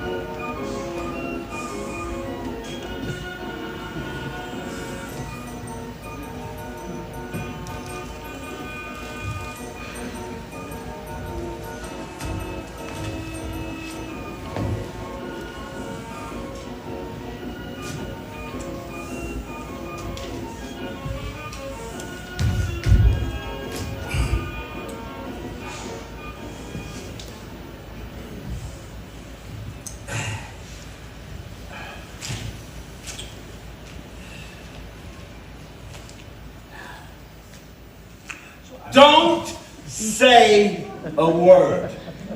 I was only... Not one word. Please.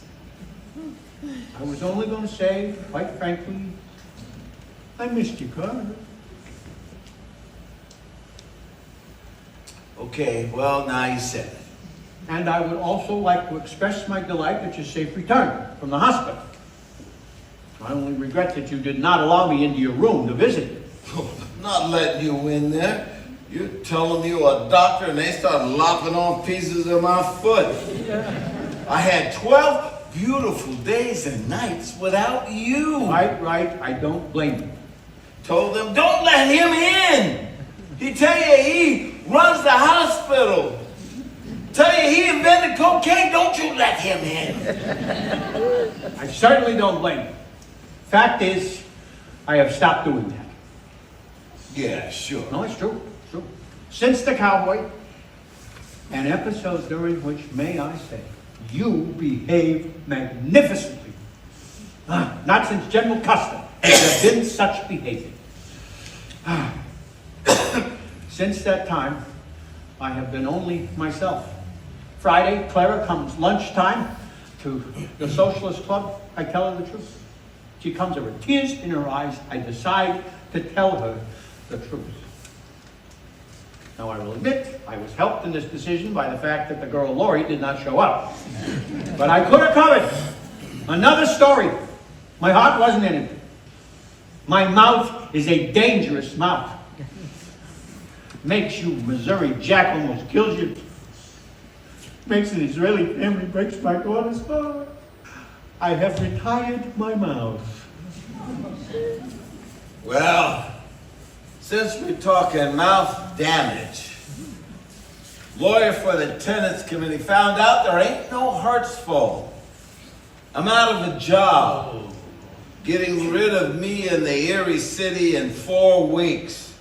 No extra severance neither. Danforth come to the hospital to tell me personal. So now instead of my Christmas cash, I got 6 fancy pears with wrapped in silver paper. I deeply regret this unfortunate turn of events. Yeah. Well, besides which, how do you expect Laurie to show up here? You promised her you'd help her with that cowboy, and now she's in worse trouble than she ever was. Besides which, there ain't one good hip left on this bench now. And while we keeping score, what happened to Gilley? He's back now, ain't he? Yes. Tell me the truth. Yes. He's back? Yes. He charges $6 now. Well, the way I look at it, you 0 for 5 on the whole series now, ain't you? I assure you, my wounds require no further salt. And another thing, I ain't no General Custer. The way I heard it, the general got wiped out. Ha! Well, not this boy. It wasn't for a lucky punch. I damn near blew that cowboy away. Now, let me show you this.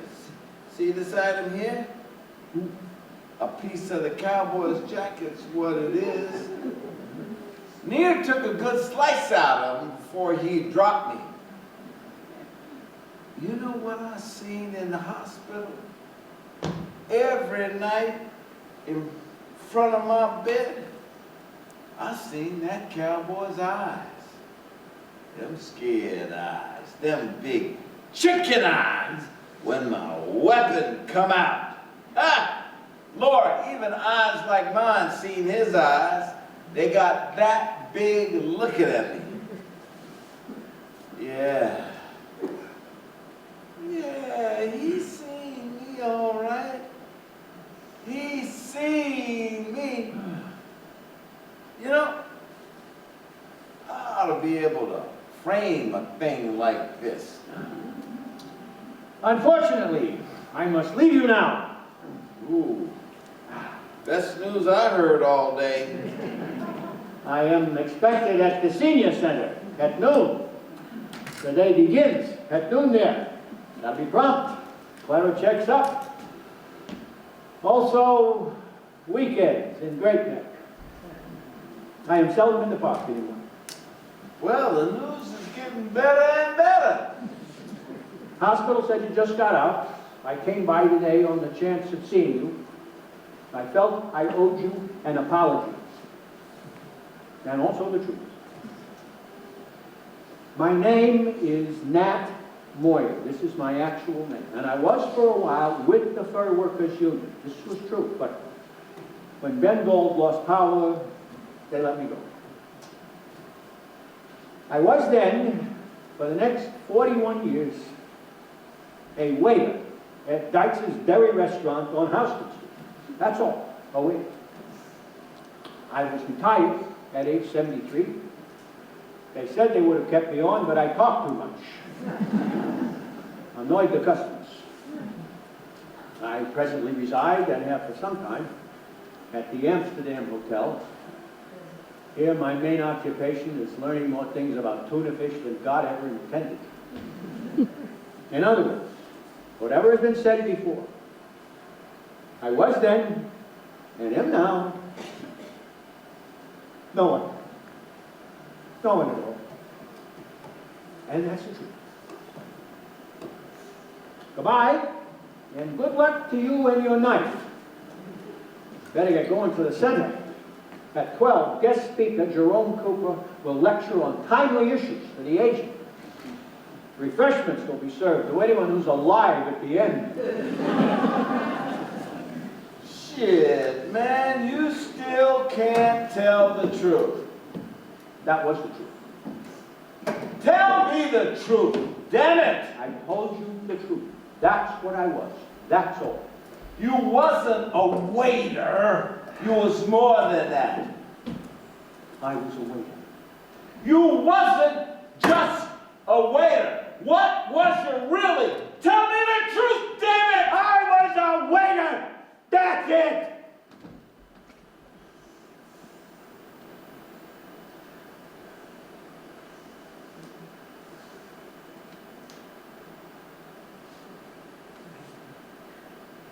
Except, of course, for a brief time in the motion picture business.